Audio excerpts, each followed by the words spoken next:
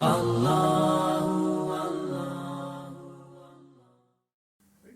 باللہ من الشیطان الرجیم بسم اللہ الرحمن الرحیم تبارک الذی بیدہ الملک وہو علی کل شیء قدیر الذی خلق الموت والحیاة لیبلوکم ایکم احسن عملا وهو العزیز الغفور صدق اللہ العظیم الحمد للہ رب العالمین والصلاة والسلام علی رسولہ الامین رب اشرح لی صدری ویسر لی امری واحلل عقدۃ من لسانی یفقہوا قولی اللہم لا سہل الا ما جعلتہ سہلا وانت تجعل الحزن اذا شئت سہلا۔ آج ہم انشاءاللہ تعالی 29 جز 29ویں سپارے کی مختصر تفسیر کریں گے انشاءاللہ۔ اس میں مختلف چھوٹی چھوٹی صورتیں آئیں گی اور سپارے کا آغاز سورہ ملک سے ہوتا ہے، اور سورہ ملک کے جو ابتدائی فریز ہیں وہ یہ ہیں تبارک الذی بیدہ الملک، اور اسی نام سے یہ سپارے کا نام بھی لیا جاتا ہے، پہچانا جاتا ہے، تبارک الذی بیدہ الملک۔ تو اس سورہ میں جو پہلی ہی صورت ہے یہ مکی ہی صورت ہے۔ اب تمام صورتیں مکی ہی ہیں، کچھ صورتیں ایسی ہیں جن میں کچھ حصہ مدینہ کا حصہ خیال کیا جاتا ہے، کیونکہ کوئی صورت ایک ہی جگہ مکمل نازل نہیں ہوتی سوائے چند صورتوں کے، اس کا کچھ حصہ کہیں کچھ حصہ کہیں، اس طرح یہ مکے میں نازل ہوئی، اور اس میں اس کا آغاز ایسے ہوتا ہے کہ بڑی ہی بابرکت ہے وہ ذات کہ جس کے ہاتھ میں بادشاہی ہے، ملک ہے، وہ بادشاہ ہے اور وہ ہر چیز پر قادر ہے۔ الذی خلق الموت والحیات، اس نے موت پیدا کی اور زندگی پیدا کی۔ کیوں پیدا کی؟ لیبلوکم ایکم احسن عملا، تاکہ وہ آزمائش کرے تم میں سے کہ کون اچھے عمل کرتا ہے۔ تو اس زندگی کا پیدا کرنا اس کا ایک پرپس ہے، وہ پرپس یہ ہے تاکہ تمہیں ٹیسٹ کرے، آزمائے کہ تمہیں یہ زندگی دی گئی ہے اور اس زندگی میں اختیار دیا گیا ہے، چوائس دی گئی ہے، ڈیسیژن پاور دی گئی ہے، برا فیصلہ کر لو یا اچھا فیصلہ کر لو، برا چوائس کر لو یا اچھا چوائس کر لو، اچھے اعمال کر لو یا برے اعمال کر لو۔ یہ چوائس انسان کو دیا گیا اور پھر اس کو چھوڑ دیا گیا یہ زندگی دے کر، اور اللہ تعالیٰ یہ دیکھنا چاہتا ہے، اب مجھے یہ دیکھنا ہے کہ یہ اچھے عمل کرتا ہے یا برے عمل کرتا ہے، اچھائی کا انتخاب کرتا ہے یا برائی کا انتخاب کرتا ہے، کیونکہ فرشتوں کو یہ چوائس نہیں دیا گیا، وہ برائی کر ہی نہیں سکتے، گناہ کر ہی نہیں سکتے،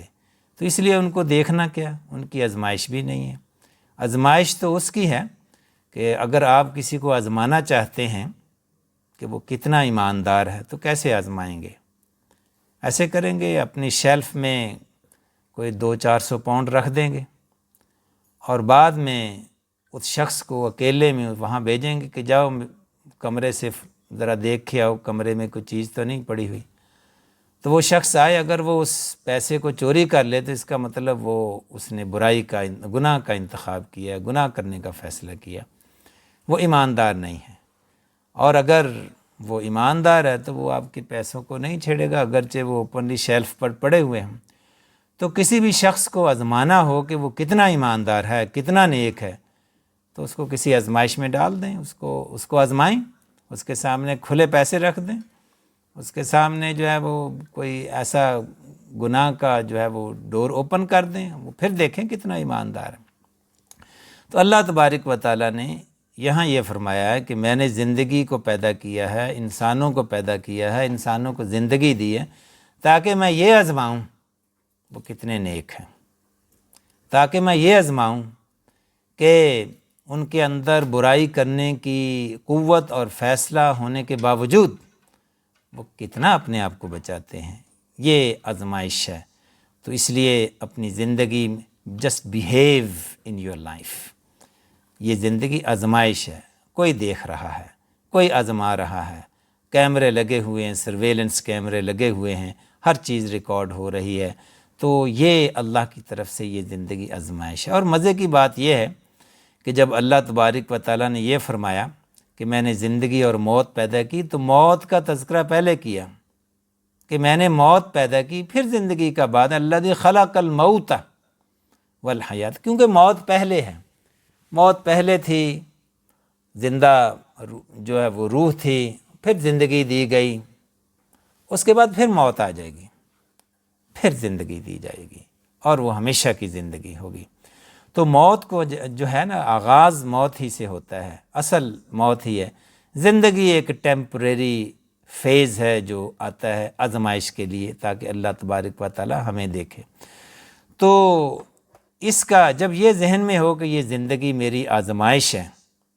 اللہ تعالیٰ دیکھنا چاہتا ہے کہ میں کتنا ایماندار ہوں، کتنا نیک ہوں، جب یہ کانسیپٹ کلیئر ہو جائے تو پھر انسان محتاط زندگی گزارتا ہے. کوئی ایسا کام نہیں کرتا کہ وہ اس آزمائش میں، اس امتحان میں فیل ہو جائے اور اس کا جو ہے وہ نامہ اعمال، اس کا ریکارڈ جو ہے وہ خراب ہو جائے. اور اس کے بعد اللہ تبارک و تعالیٰ فرماتے ہیں زمین و آسمان اس نے پیدا کیے، ٹھیک ہے.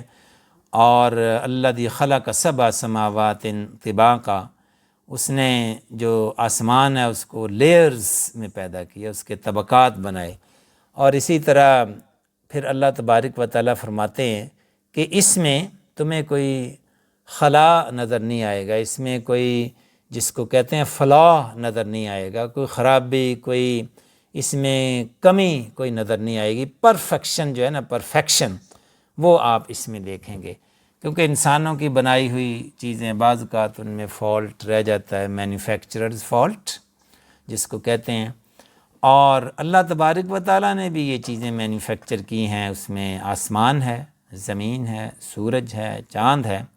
اس میں کوئی امپرفیکشن نام کی کوئی چیز نہیں ہے، کوئی کمی نہیں ہے اس میں. آپ یہ نہیں کہہ سکتے کہ زمین تھوڑی سی اس طرح کر کے ہوتی تو زیادہ خوبصورت لگتی. بالکل پرفیکٹ ہے ہر چیز. آسمان بالکل پرفیکٹ ہے، بیوٹیفل ہے، ستارے، چاند، کوئی اس میں کمی نہیں ہے. کوئی کسی قسم کی امپرفیکشن ہمیں نظر نہیں آتی. کوئی اس میں فلاح بھی نظر نہیں آتا کہ یہ چاند تھوڑا سا ٹیڑھا بن گیا ہے یا سورج تھوڑا سا خراب بن گیا ہے، اس کو مزید پالش کی ضرورت ہے. یہی بات اللہ تبارک و تعالیٰ فرماتے ہیں ما تری فی خلق الرحمن من تفاوت، کوئی بے ربطی نہیں ہے اس میں. فرجع البصر هل تری من فطور، کہ ذرا آنکھ اٹھا کر دیکھو تو تمہیں کوئی خلل نظر آتا ہے. ثم ارجع البصر، پھر بار بار یعنی اٹھا کے دیکھو، آنکھ ہوتا ہے نا، بار بار اس کو چیک کرو، اس کی انویسٹیگیشن کرو، کرتین بار بار کرو. ینقلب الیک البصر خاسئا وہو حسیر، بار بار تمہاری نگاہ تھک ہار کر بغیر کسی فلاح کو تلاش کیے واپس آ جائے گی. اور اس آسمان کے بارے میں اللہ تبارک و تعالیٰ فرماتے ہیں ویسے تو 7 اس کی لیئرز ہیں، 7 آسمان ہیں، 1 2 3 4 اور 7 آسمان ہیں. نبی کریم صلی اللہ علیہ وسلم جب معراج کے سفر پر گئے تو آپ 7 آسمانوں سے ہو کر گئے اور ہر آسمان پر چند انبیاء سے ملے. پہلے آسمان پر آدم علیہ السلام سے ملے، اسی طرح دوسرے، تیسرے، چوتھے، 5ویں آسمان پر، یہ چھٹے آسمان پر یہ مختلف انبیاء سے ملے. ہارون علیہ السلام سے ملے، موسیٰ علیہ السلام سے ملے، یوسف علیہ السلام سے ملے، ادریس علیہ السلام سے ملے. اور پھر جو ہے وہ 7ویں آسمان پر ابراہیم علیہ السلام سے ملے. تو ہر آسمان پر جب بھی کسی آسمان پر مسجد اقصیٰ سے جبریل جو ہیں وہ نبی کریم صلی اللہ علیہ وسلم کو پہلے آسمان پر لے گئے، اور پھر پہلے آسمان پر آپ آدم علیہ السلام سے ملے. آپ نے فرمایا کہ آدم علیہ السلام بہت لمبے قد کے تھے،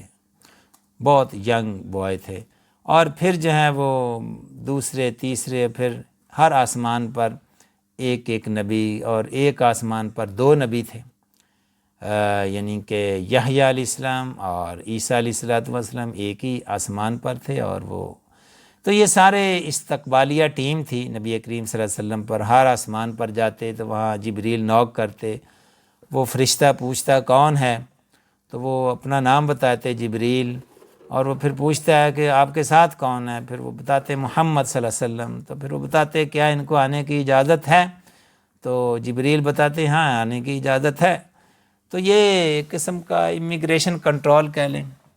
یا اس کے بعد وہ آسمان کا دروازہ کھول دیا جاتا تھا، اور پھر اس میں آپ انٹر ہوتے تھے جبریل اور نبی کریم صلی اللہ علیہ وسلم۔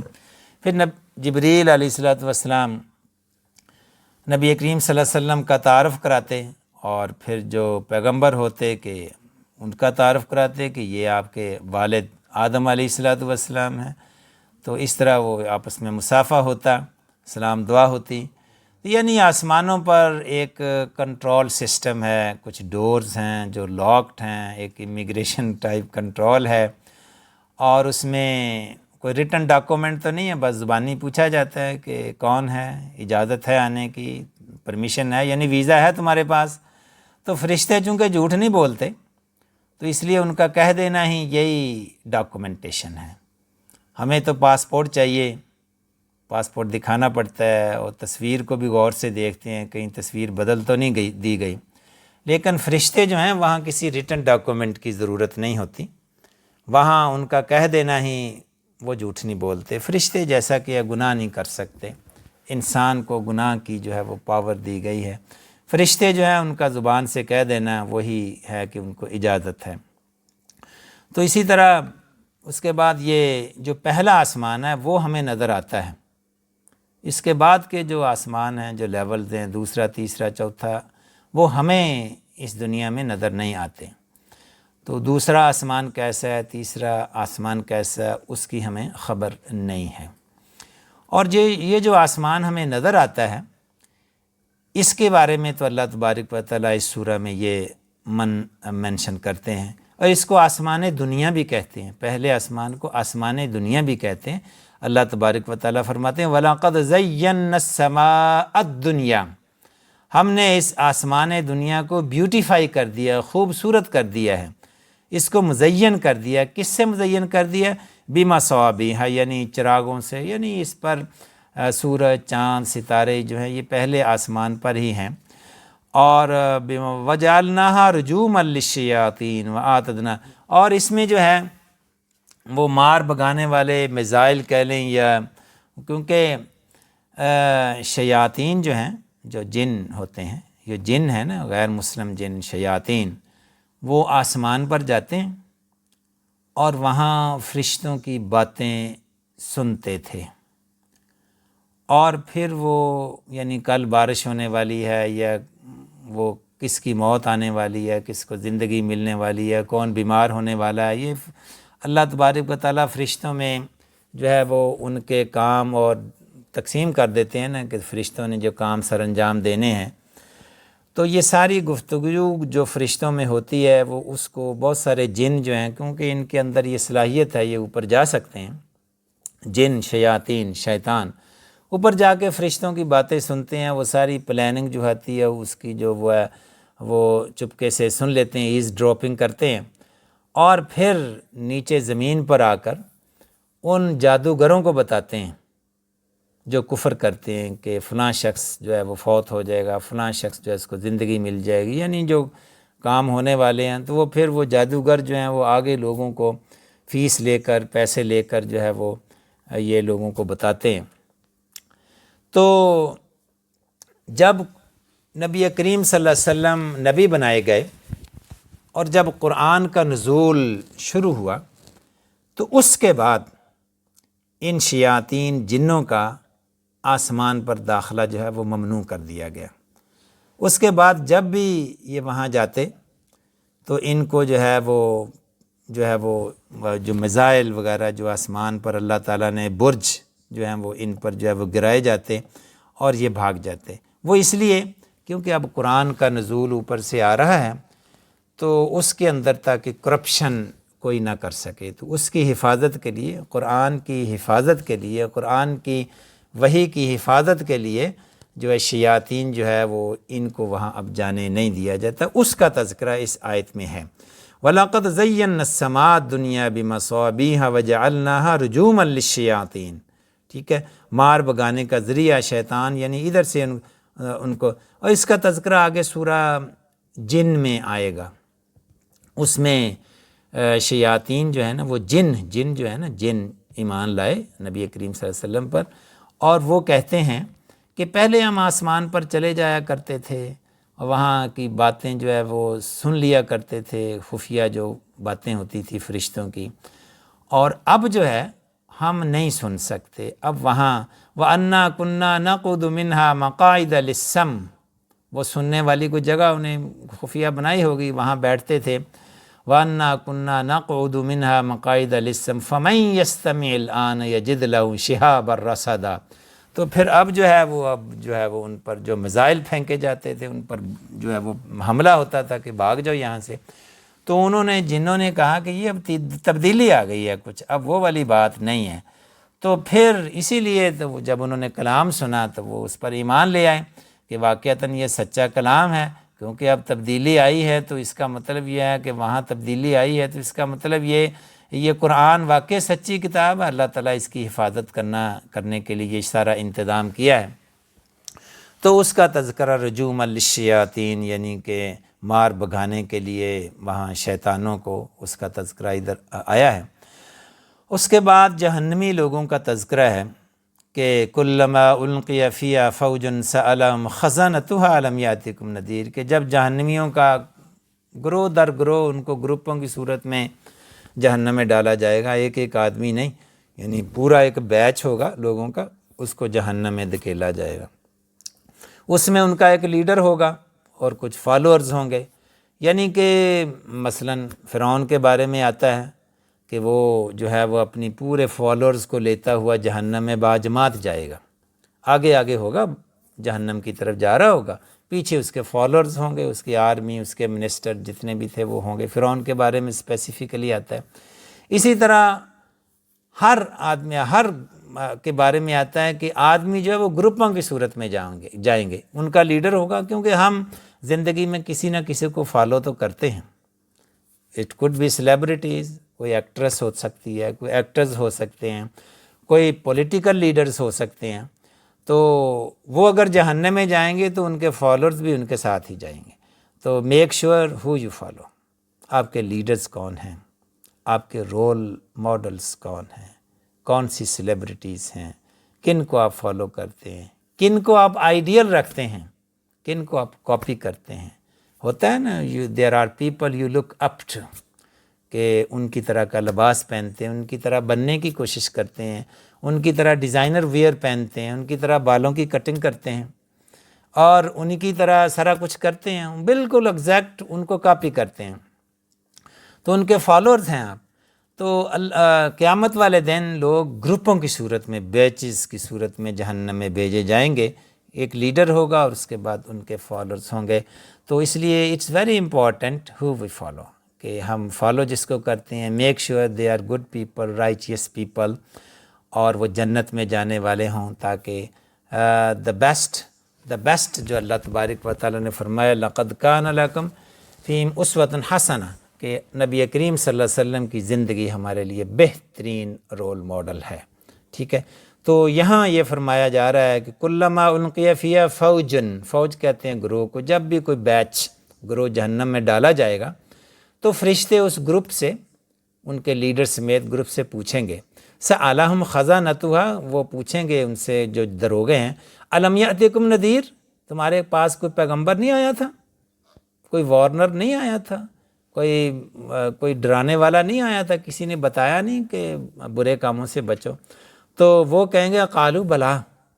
ہاں آیا تھا، کیوں نہیں آیا تھا، قد جاءنا نذیر فکذبنا، لیکن ہم نے اس کو جھٹلا دیا،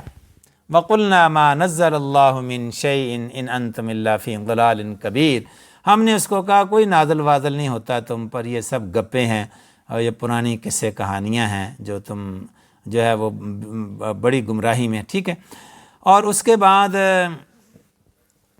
اس کے بعد وہ جو جب سوالوں کا جواب دے رہے ہوں گے تو وہ یہ بھی کہیں گے، وہ جو جہنمی لوگ ہیں نا، وہ کہیں گے کہ نبیوں کو ہم نے جھٹلایا، نبی آئے تھے، لیکن اس کے ساتھ وہ یہ بھی کہیں گے وَقَالُوا لَوْ كُنَّا نَسْمَعُ، کاش کہ ہم ان کو سنتے، if only we could hear، وَقَالُوا لَوْ كُنَّا نَسْمَعُ أَوْ نَعْقِلُ، یا کم از کم اپنی عقل ہی استعمال کرتے، مَا كُنَّا فِي أَصْحَابِ السَّعِيرِ، تو آج ہم پھر دوزخیوں میں نہ ہوتے، دوزخ میں جانے والوں میں نہ ہوتے۔ تو دو الفاظ یہاں استعمال کیے ہیں، نسمع، کاش ہم سنتے، نعقل، کاش ہم اپنا دماغ ہی چلو استعمال کر لیتے۔ تو اس میں یہ ہے کہ جب نبی آتا ہے وہ ڈراتا ہے، ریمائنڈر دیتا ہے، قرآن سناتا ہے، تورات سناتا ہے، اور لوگ سنتے ہیں اور اس پہ عمل کرتے ہیں۔ تو یہ نہیں کہ انہوں نے سنا نہیں ہوگا، جب نبی قرآن سناتا ہے، ریمائنڈر دیتا ہے، دعوت دیتا ہے، ابو جہل نے سنا تھا، لیکن جب کوئی سنتا ہے اور عمل نہیں کرتا تو اس کا سننا ایک قسم کا نہ سننے کے برابر ہی ہوتا ہے، جیسے اس نے سنا ہی نہیں، جیسے ہوتا ہے نا سنی انسنی کر دینا، ہوتا ہے نا لسن کرنا، کہ جیسے ہم کئی دفعہ کہتے ہیں نا، میں نے کئی دفعہ اس کو سمجھایا کہ یہ کام نہ کرو لیکن یہ سنتا ہی نہیں ہے، اس کا مطلب یہ نہیں کہ اس نے سنا نہیں، اس کا مطلب یہ ہے اسے سنی انسنی کر دی ہے، اس نے سنا لیکن عمل نہیں کیا۔ I advised him so many times but he never listened، کہ میں نے آپ اس کو ایڈوائس کی کافی دفعہ لیکن اس نے یہ سنتا ہی نہیں ہے، کبھی نہیں سنا۔ اس کا یہ مطلب نہیں کہ وہ سنتا نہیں، اس کے کان ہیں وہ سنتا ہے، اس کا مطلب یہ ہے وہ سنتا ہے لیکن عمل نہیں کرتا۔ تو اگر آپ سنتے ہیں عمل نہیں کرتے تو اس کا مطلب یہی ہے کہ آپ نے نہیں سنا۔ تو یہی بات وہ کفار جو دوزخ میں جانے والے ہیں وہ یہ کہہ رہے وَقَالُوا لَوْ كُنَّا نَسْمَعُ if only we could have heard، we could have listened، if only we had listened، کہ کاش ہم سن لیتے، ہم نے سنا ہوتا، ریمائنڈر۔ اور یہ بھی ایک ریمائنڈر ہے جو آج دیا جا رہا ہے، قرآن کی تفسیر کا ریمائنڈر ہے جو دیا جا رہا ہے۔ تو سن کر عمل کرنا جو ہے، ہم سب کو اللہ تبارک و تعالی عمل کی توفیق عطا فرمائے۔ سن تو ہم رہے ہیں، ہم سن رہے ہیں، لیکن اگر عمل نہیں ہوتا تو وہ نہ سننے والی بات ہی ہے۔ تو وہ کفار کہیں گے وَقَالُوا لَوْ كُنَّا نَسْمَعُ، کاش کہ ہم سنتے، او نعقل، یا کم از کم ہم اپنا برین ہی استعمال کرتے۔ تو اس سے یہ بات بھی واضح ہوتی ہے کہ کوئی انسان اس تک دعوت نہ بھی پہنچی ہو، بعض اوقات سوال ہوتا ہے نا کہ جی ان لوگوں کا کیا بنے گا جن لوگوں پر قرآن کا، دین کا میسج پہنچا ہی نہیں، کیا وہ بخشے جائیں گے؟ ان کا کیا وہ ہوگا قیامت والے دن؟ ان تک دعوت پہنچی ہی نہیں اور ان تک پیغام پہنچا ہی نہیں، تو وہ کیا؟ تو اللہ تبارک و تعالی نے انسان کو انف انٹیلیجنس دی ہے، اتنی عقل دی ہے، دماغ دیا ہے کہ کوئی نبی نہ بھی ان تک پیغام لے کر، ان تک دعوت کا پیغام نہ بھی پہنچے تو وہ اپنی عقل کو استعمال کرتے ہوئے کنکلوڈ کر سکتا ہے کہ that there is a God. یہ ابراہیم علیہ السلام والی بات ہی ہے نا کہ ابراہیم علیہ السلام غور کر رہے ہیں، وہ جو ہے وہ ستارے آئے ہیں، وہ ڈوب گئے ہیں، وہ کہتے ہیں یہ تو نہیں رب ہو سکتے۔ پھر وہ چاند آیا، وہ کہہ رہے ہادہ ربی، یہ شاید میرا رب ہے، ہی از مائی گاڈ۔ پھر وہ بھی ڈوب گیا، تو پھر یہ بھی رب نہیں ہو سکتا۔ پھر چاند سورج آ گیا، فلما رأى الشمس، جب اس نے سورج کو دیکھا پھر کہا یہ رب ہے میرا، ہادہ ربی، ہادہ اکبر، یہ تو بڑا بھی ہے، سورج بڑا تھا، بڑا سورج نکلا تو روشنی پھیل گئی، اس نے کہا ہاں یہ رب ہے۔ تو پھر وہ بھی ڈوب گیا، تو پھر کہا نہیں یہ جو ڈوب جاتے ہیں میں ان کو پسند نہیں کرتا۔ قال لئن لم يهدني ربي لأكونن من القوم الضالين، ابراہیم نے کہا کہ اللہ تعالیٰ اگر نہ ہدایت دے تو پھر ہی مجھے ہدایت ملے گی اگر اللہ تعالیٰ ہدایت دے گا۔ انی وجہت وجہی للذی، پھر ابراہیم علیہ السلام نے اپنا چہرہ رب کی طرف کر لیا۔ یعنی کیا کیا ابراہیم علیہ السلام نے؟ دماغ استعمال کیا، اپنی انٹیلیجنس جو اللہ نے دی اس سے انالیسز کیا کائنات کا، اور اس کے بعد ایک کنکلوژن کیا، کوئی اور تو نہیں، یہ انسان کو اتنی انٹیلیجنس عقل دی ہے اللہ تعالیٰ نے کہ وہ خود انالیسز کر کے جو ہے وہ ایک صحیح نتیجے تک پہنچ سکتا ہے۔ تو اس سے یہ ثابت ہوتا ہے کہ کوئی شخص جو کسی جنگل میں ہو اور اس تک دعوت نہ پہنچی ہو، اللہ تعالیٰ نے اس کو اتنی عقل دی ہے، بلکہ جنگل میں رہنے والے شخص کی عقل زیادہ ہوتی ہے، کیونکہ وہ کائنات پر، سورج چاند ستاروں کی موومنٹ پر زیادہ غور کرتا ہے۔ یہ جو شہروں میں رہنے والے لوگ ہوتے ہیں نا، یہ اتنے بزی ہوتے ہیں کاروبار میں، بزنس میں، جاب میں، کہ وہ نظر اوپر اٹھا کے دیکھنے کا، ان کو نیچر کو آبزرو کرنے کا ان کے پاس ٹائم ہی نہیں ہوتا۔ یہ جو گاؤں اور دیہاتوں کے لوگ ہوتے ہیں وہ آسمان کو، سورج کو، چاند کو، زیادہ نیچر کو آبزرو کرتے ہیں، اور جو لوگ نیچر کو آبزرو کرتے ہیں وہ زیادہ جو ہے ان کا ایمان زیادہ مضبوط ہوتا ہے۔ اسی لیے زیادہ تر ایمان جو اس ایمان اور فیتھ ہوتا ہے نا، وہ ان لوگوں کا زیادہ ہوتا ہے جو دیہات اور کنٹری سائڈ کے ہوتے ہیں۔ شہری لوگ زیادہ تر غافل لوگ ہوتے ہیں، وہ دنیا داری میں اتنے بزی ہوتے ہیں، ان کے پاس وقت ہی نہیں ہوتا کچھ سوچیں۔ کبھی دیکھیں نا، کبھی لنڈن کو جو انڈر گراؤنڈ ہے، وہاں ٹرین کھچا کھچ بھری ہوئی ہوتی ہے، اور کتنے لوگ ہوتے ہیں، صبح صبح لوگ کام پہ جا رہے ہوتے ہیں، اور کوئی کسی کو یہ نہیں ہوتا کہ میرے ساتھ کون بیٹھا ہوا ہے، میرے لیفٹ پہ کون ہے، میرے رائٹ پہ کون ہے۔ بس ہر کوئی بالکل مگن ہے اور کام کا سوچ رہا ہے، بالکل فوکس ہے، بزنس، جاب جو بھی ہے، جدھر وہ جا رہا ہے اس کو دائیں بائیں کچھ آبزرو کرنے کا وہ دماغ ہی نہیں اس کا استعمال ہوتا ہے۔ تو اس لیے یہ جو گاؤں کے لوگ ہوتے ہیں، یہ کنٹری سائڈ نیچر کو آبزرو کرتے ہیں، تو یہ نیچر کو جو آبزرو کرنا ہے یہ ایمان کی طرف جانے والا راستہ کھول دیتا ہے۔ اسی لیے اللہ تبارک و تعالیٰ بار بار قرآن کریم میں یہ، حالانکہ آسمان پر غور تو کرو، افلا تتفکرون افلا تعقلون، ٹھیک ہے، ستاروں کو تو دیکھو، سورج کو تو دیکھو، سمندر کو دیکھو، دریاؤں کو دیکھو، زمین کو دیکھو کیسے پھل فروٹ پیدا کرتی ہے، اور یہ ساری چیزیں ان فی خلق السماوات والارض واختلاف اللیل والنہار لآیات لأولی الالباب، پیپل آف الباب، پیپل آف ساؤنڈ مائنڈ، جو تھنکر ہیں، جن کا دماغ ٹھیک کام کرتا ہے، اولو الالباب، ان کے لیے آسمان، زمین اور سورج چاند ستاروں کی موومنٹ میں نشانیاں ہیں، اس میں آیات ہیں، اس میں معجزے ہیں، غور کرتے ہیں، وہ اس سے سبق سیکھتے ہیں، اس سے کنکلوژن نکالتے ہیں۔ تو یہی بات جو ہے، اسی لیے اللہ تبارک و تعالیٰ فرماتے ہیں فَأَلْهَمَهَا فُجُورَهَا وَتَقْوَاهَا، انسان کے اندر ہی ایک سسٹم رکھ دیا گیا ہے کہ وہ اچھائی کو پہچان لیتا ہے اور برائی کو بھی پہچان لیتا ہے۔ یہ دیکھیں نا، جو لوگ ہوتے ہیں، مثلا کوئی شخص ہے، اس میں نہ وہ ایمان ہے اس کے اندر، نہ اس کو کسی مذہب کا پتہ ہے، وہ ایتھیسٹ ہے، کسی گاڈ پر یقین نہیں رکھتا، اس کو نہیں پتہ کہ موت کے بعد کسی چیز پر اس کا انسین پر بیلیو نہیں ہے۔ لیکن جب کوئی وہ برا کام کرتا ہے، اس کو ملامت ہوتی ہے کہ یار یہ جو میں نے کسی کے پیسے چرائے ہیں، یا کسی کو نقصان پہنچایا ہے، یا قتل کیا ہے، یا چوری کی ہے، کوئی بھی گناہ کیا، اس کو ملامت ہوتی ہے۔ اس کا مطلب اس کے اندر ایک سیلف مانیٹرنگ سسٹم، الارم اللہ تعالیٰ نے وہ فٹ کیا ہوا ہے، ایک آلہ، ٹھیک ہے، ضمیر، اس کا جو ہے نفس لوامہ، جو اس کو جو ہے نا برا کام کرنے پر وہ اس کو مانیٹر کرتا ہے کہ یار یہ کیا کیا تم نے۔ کسی پیغمبر نے اس کو آ کے نہیں بتایا کہ نہ کرو، کانشیس، اس کا کانشیس ہے جو اس کو کہتا ہے یار یہ کیا کیا تم نے، ملامت کرتا ہے، ریگریٹ کرتا ہے۔ اسی طرح جب کوئی اچھا کام کرتا ہے، چیریٹی کرتا ہے، ریگارڈلیس کہ وہ مسلم ہے یا نان مسلم ہے، پیپل آف دا فیتھ ہے یا نہیں، ریگارڈلیس، وہ جب وہ چیریٹی کرتا ہے، کسی کی مدد کرتا ہے،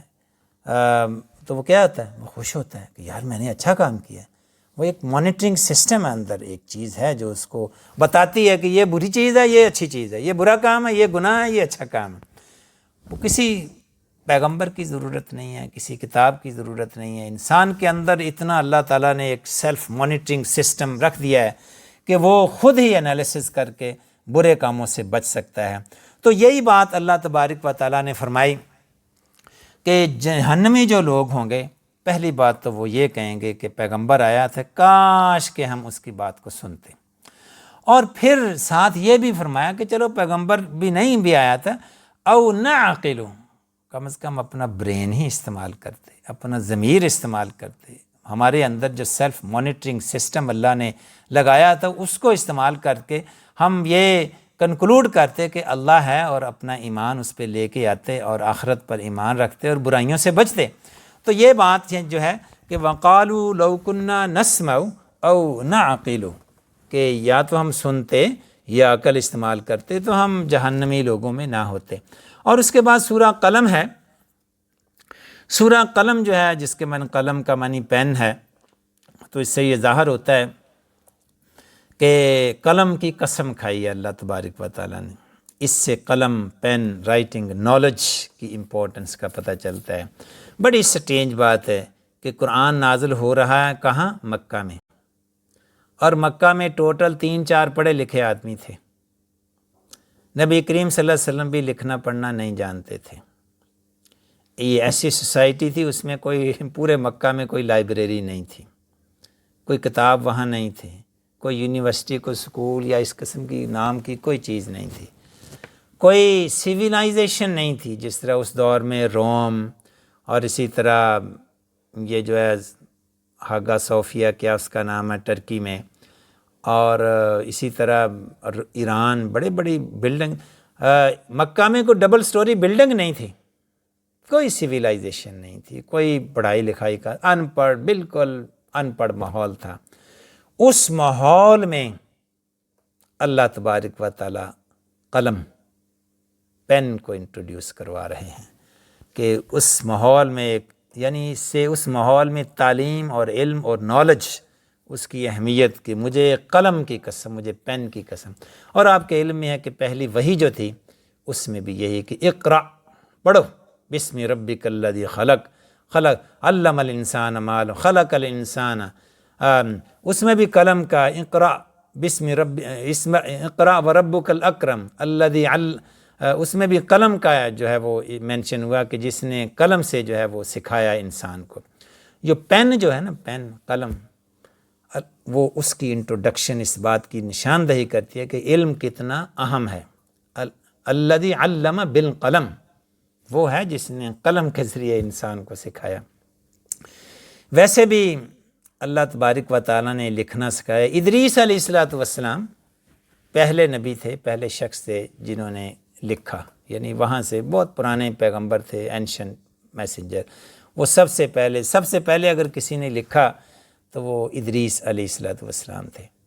نبی کریم صلی اللہ علیہ وسلم، لکھنا چاہیے، پلاننگ کرنی چاہیے۔ نبی کریم صلی اللہ علیہ وسلم جب معراج پر گئے تو آپ جب سدرۃ المنتہا پر پہنچے تو اس کے بعد ظاہر آگے فرشتہ بھی نہیں جا سکتا تھا،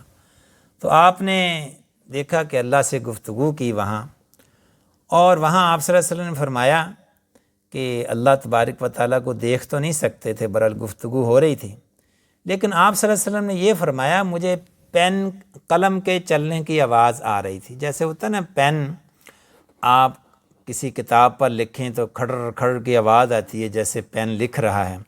تو آپ صلی اللہ علیہ وسلم نے فرمایا میں اتنا قریب چلا گیا تھا کہ مجھے وہاں پین کے چلنے کی آواز آ رہی تھی۔ یعنی اللہ تبارک و تعالیٰ کے پاس ایک قلم ہے جو لکھ رہا ہے، اور وہاں کوئی فرشتہ بھی نہیں ہے، وہاں اللہ کے پاس کوئی فرشتہ بھی نہیں ہے۔ فرشتے بھی سدرۃ المنتہا سے نیچے نیچے ہوتے ہیں۔ سدرۃ المنتہا کے بعد اللہ ہے یا اس کا عرش ہے، کوئی فرشتہ، کوئی مخلوق نہیں ہے۔ یعنی نبی کریم صلی اللہ علیہ وسلم جہاں تک گئے وہاں تک کوئی فرشتہ بھی نہیں جا سکتا تھا، تو وہاں نبی کریم صلی اللہ علیہ وسلم نے فرمایا مجھے قلم کے چلنے کی آواز آ رہی تھی، یعنی قلم خود ہی لکھ رہا تھا، کوئی فرشتہ ہے، یعنی اللہ، قلم اللہ کی مخلوق ہے، وہ مخلوق ہے، وہ خود بخود لکھ سکتی ہے۔ قلم لکھ رہا تھا تقدیر ابھی بھی لکھی جا رہی ہے۔ یعنی تقدیر جو ہے ایک تو ازلی تقدیر ہے جو کہ ایک دفعہ لکھ دی گئی ہے، لیکن بعد میں لوگ توبہ کرتے ہیں، استغفار کرتے ہیں، جیسا کہ نبی کریم صلی اللہ علیہ وسلم نے فرمایا کہ دعا جو ہے ایک ایسی چیز ہے جو تقدیر کو بھی بدل دیتی ہے، تو وہ تقدیر پھر بدلتی بھی رہتی ہے۔ ایک شخص کا لکھا ہوا ہے اس نے جہنم میں جانا ہے، اگلی دفعہ اگلے صفحے پہ آ گیا نہیں، یہ بچ گیا ہے جہنم سے، اس کے اگلے صفحے اس میں مر جانا ہے اس سال میں، اس سے اگلے صفحے پہ آ گیا نہیں، یہ اب بچ جائے گا اس سال نہیں، اب بعد میں مرے گا۔ یعنی چیریٹی کی، اس نے نیک کام کی، اس کی عمر اللہ تعالیٰ نے بڑھا دی، وہ بھی لکھ دیا، جو کم عمر تھی وہ بھی لکھی ہوئی ہے، اور بعد میں جو بڑھ گئی وہ بھی لکھ دی۔ تو قلم مسلسل لکھ رہا ہے، ہمیں مسلسل دعائیں کرتے رہنا چاہیے تاکہ قلم جو ہے وہ ہمارے حال میں اچھا لکھنا شروع کر دے، ہماری قسمتوں کو بدل دے، ہماری تقدیر کو بدل دے، ہمارے برے حالات کو جو ہے وہ بدل دے۔ نبی کریم صلی اللہ علیہ وسلم نے فرمایا کہ دعا جو ہے nothing can change تقدیر ایکسیپٹ دعا، تو دعا کرتے رہنا چاہیے۔ تو اللہ تبارک و تعالیٰ نے یہاں قلم کی قسم کھائی ہے، اس سے قلم کی اہمیت اور پھر لکھی ہوئی سطروں کی ہے جسے لکھتے ہیں وہ اس کی قسم کھائی ہے۔ اور اس کے بعد جو ہے اللہ تبارک و تعالیٰ نبی کریم صلی اللہ علیہ وسلم سے فرما رہے ہیں کہ آپ مجنون نہیں ہیں۔ لوگ آپ کو مجنون کہتے تھے، آپ صلی اللہ علیہ وسلم سے فرما آپ مجنون نہیں ہیں، اور آپ کے لیے اجر غیر ممنون، یعنی کہ نہ ختم ہونے والا جو ہے وہ آپ کے لیے اجر ہے۔ وَإِنَّ لَكَ لَأَجْرًا غَيْرَ مَمْنُونٍ وَإِنَّكَ لَعَلَىٰ خُلُقٍ عَظِيمٍ، آپ اخلاق کے اعلیٰ درجے پر ہیں، یعنی جو اعلیٰ ترین رول کیریکٹر ہو سکتا ہے جس میں ہائیلی مینرڈ، کچھ لوگ ہوتے ہیں نا ویل مینرڈ، یعنی ہائیلی مینرڈ ہیں آپ صلی اللہ علیہ وسلم، نبی کریم صلی اللہ علیہ وسلم۔ اسی طرح عائشہ رضی اللہ تعالیٰ عنہ سے کسی نے پوچھا کہ آپ صلی اللہ علیہ وسلم کے اخلاق کیا ہیں؟ آپ نے فرمایا کہ آپ صلی اللہ علیہ وسلم کان خلقہ القرآن، کہ آپ کا اخلاق کیریکٹر رول جو تھا وہ رول کیریکٹر وہ قرآن ہی تھا، یعنی قرآن میں جو لکھا ہوا ہے وہ ایک ایک چیز پر آپ نے عمل کیا، یعنی قرآن کو اگر پاؤں لگا دیے جائیں، ہاتھ لگا دیے جائیں، سر لگا دیا جائے تو وہ نبی کریم صلی اللہ علیہ وسلم کی شخصیت بن جاتے ہیں، یعنی چلتا پھرتا قرآن اگر ہے تو وہ نبی کریم صلی اللہ علیہ وسلم کی ذات ہے۔ ہم ایک آیت پر عمل کر لیتے ہیں، 2 آیتوں پر عمل کرتے ہیں، لیکن نبی کریم صلی اللہ علیہ وسلم نے قرآن کی ایک ایک آیت پر عمل کیا، گرچہ وہ قرآن مجسم تھے، یعنی یہ قرآن تھیوری ہے تو اس کا جو پریکٹس یا پریکٹیکل اگر آپ نے پکچر دیکھنی ہے تو وہ نبی کریم صلی اللہ علیہ وسلم کی شخصیت ہے، وہی بات یہاں بتائی جا رہی ہے۔ وَإِنَّكَ لَعَلَىٰ خُلُقٍ عَظِيمٍ، تو اس کے فَسَتُبْصِرُ وَيُبْصِرُونَ، یہ وہ بھی دیکھ لیں گے، تم بھی دیکھ لو گے۔ تو اس کے بعد کفار جو ہیں وہ آپ صلی اللہ علیہ وسلم پر تانے دیتے تھے، تو آپ صلی اللہ علیہ وسلم کا یہاں ڈیفینس جو ہے وہ اللہ تبارک و تعالیٰ نے ان 9 آیتوں میں کیا ہے۔ وَدُّوا لَوْ تُدْهِنُ فَيُدْهِنُونَ، یہ تو چاہتے ہیں کہ تم سست پڑ جاؤ، یعنی دعوت کا کام چھوڑ جاؤ، یعنی مداہنت نہ کرو۔ تو نبی کریم صلی اللہ علیہ وسلم کی 9 آیتیں، یہ پہلی جو ہیں وہ نبی کریم صلی اللہ علیہ وسلم کے آپ کہہ لیں کہ ڈیفینس میں اللہ تبارک و تعالیٰ نے نازل کی ہیں۔ پھر آگے جو ہے وہ اگلی جو آیات ہیں اس میں وَلَا تُطِیعْ كُلَّ حَلَّافٍ مَّہِینٍ، تم ہرگز اس شخص کی نہ مانو جو جھوٹی قسمیں کھاتا ہے اور اچھائی سے روکتا ہے، مناع للخیر معتد نثیم، حد سے بڑا ہوا گناہ گار ہے۔ یہ ایک کہہ لیں کسی کا نام لیے بغیر ایک کیریکٹر بیان کیا گیا ہے، گناہ گار یا کافر کا کیریکٹر ہے، نام نہیں لیا گیا۔ تو بنیادی طور پر اس میں چغلی کرنا، اور جب آیتیں پڑھی جاتی ہیں قرآن کی تو ان کا مذاق اڑانا کہ یہ تو پرانے قصے کہانیاں ہیں، تو بنیادی طور پر یہ کافی سارے کفار کے سردار تھے جن میں یہ کیریکٹرسٹکس پائے جاتے تھے، تو ان سب کے لیے ہے کہ وہ گندے ہیں، ان کی باتوں کو نہ سنو، نبی کریم صلی اللہ علیہ وسلم کو ایڈوائس کی جا رہی ہے۔ لیکن بعض روایات میں آتا ہے کہ یہ آیات ولید بن مغیرہ کے بارے میں ہیں، کہ اس کے بارے میں یہ آیت نازل، برحال واللہ عالم نام نہیں لیا گیا۔ پھر آگے ایک قصہ بیان ہوتا ہے، انا بلوناہم کما بلونا اصحاب الجنہ۔ وہ کہتے ہیں ایک نیک آدمی تھا، اس کا باغ تھا، وہ بڑی چیریٹی کرتا تھا، غریبوں مسکینوں کو جو ہے وہ اپنے باغ کی جو کراپس ہیں، پھل فروٹ وہ دیتا تھا۔ وہ جب فوت ہو گیا تو اس کے بچے جو تھے وہ اپنے باپ کے کیریکٹر سے بڑے نالاں تھے کہ یہ سارا کچھ لوگوں غریبوں میں تقسیم کر دیتا ہے، وہ گریڈی تھے۔ تو پھر جب ان کا باپ تو فوت ہو گیا تو جب پھل فروٹ کاٹنے کا وقت آیا تو وہ چپکے سے صبح سویرے جو ہیں وہ گئے اپنے کھیتوں میں تاکہ پھل فروٹ کاٹیں، اور غریبوں کو مسکینوں کو انہوں نے کہا کہ خبر نہ ہونے پائے، ٹھیک ہے، خبر نہ ہونے پائے، اور جو ہے بالکل چپکے سے ہم جائیں گے۔ تو وہاں جب گئے تو کہ ہم صدقہ نہیں دینا چاہتے تھے نا، سارا مال خود ہی رکھنا چاہتے تھے، وہاں جب گئے تو وہ دیکھا کہ وہ تو لضالون فلما رؤہا قالوا انا لضالون، تو کہ کہیں ہم بھول تو نہیں گئے۔ وہاں جب گئے تو وہ باغ تو تھا ہی نہیں، وہاں تو سب کچھ سڑ جل چکا تھا، یعنی ایک باغ ہے اس میں فروٹ لگتے ہیں، اگر بالکل چٹیل میدان بن جائے تو آپ وہاں جائیں تو وہ کہیں یہ میرا باغ تو نہیں ہے، یہ میرا گھر تو نہیں ہے، جب سب کچھ ملیا میٹ ہو جائے۔ تو یہی بات ہوئی، اللہ تبارک و تعالیٰ نے سارا فروٹ جو ہے وہ ضائع کر دیا، باغ جل سڑ گیا، اور وہ پھر وہ کہہ رہے ہیں بل نحن محرومون، یہ تو ہم لٹ گئے، یہ تو سب کچھ چھٹ گیا۔ اور پھر وہ کہنے لگے ہاں ہم نے یہ جو کہا تھا نا، ان میں سے ایک جو تھا نا قال اوسطہم الم اقل لکم لولا تسبحون، یعنی ایک جو تھا نا ذرا سمجھدار تھا ان میں بھائی، اس نے کہا میں نے کہا تھا نا کہ اللہ کا خوف کرو، تسبیح بیان کرو اللہ کی، تو یہ گناہ ہوا ہے، اس وجہ سے اللہ تعالیٰ نے ہمیں اس نعمت سے محروم کر دیا ہے۔ تو پھر انہوں نے توبہ کی، استغفار کیا، مسلمان تھے۔ عسیٰ ربنا یبدلنا خیرا منہا انا الی ربنا راغبون، کہ اللہ تعالیٰ ہمیں اب بہتر کوئی اس سے باغ دے گا کیونکہ ہم نے توبہ کر لیا، چلیں استغفار کرتے ہیں۔ تو اس طرح سورت کے آخر میں حضرت یونس علیہ السلام کا معمولی سا تذکرہ ہے، کصاحب الحوت، یعنی مچھلی والا، یعنی اس سے مراد یونس علیہ السلام ہے۔ تو ان سے کہا، نبی کریم صلی اللہ علیہ وسلم کو حکم دیا جا رہا ہے کہ ان کی طرح صبر کرو، انتظار کرو، اور جو ہے وہ اس مچھلی والے کی طرح نہ ہو جو وہ بے صبری سے جو ہے وہ شہر کو چھوڑ کر چلے گئے تھے، اس لیے ان کو سزا کے طور پر مچھلی کے پیٹ میں داخل کر دیا گیا۔ اور اس کے بعد سورہ حاق کا ہے، اور حاق کا جو ہے ہو کر رہنے والی حقیقت یعنی قیامت، تو وما ادراک ما الحاق کا، تمہیں کیا پتہ۔ پھر اس کے بعد قوم سمود کا ذکر ہے، قوم عاد، اور ان پر جو ہے وہ ان کی تباہی کا ذکر ہے، اور پھر جو ہے وہ ان پر جو ہے وہ 7 راتیں اور 8 دن جو ہے وہ عذاب آتا رہا، اور اس طرح وہ قوم تباہ ہو گئی۔ تو پھر جو ہے وہ آگے چل کر سور پھونکا جائے گا، فَإِذَا نُفِخَ فِي الصُّورِ نَفْخَةٌ وَاحِدَةٌ، آنے واحد میں سب کچھ جو ہے وہ سور پھونکا جائے گا، اور پہاڑ جو ہیں وہ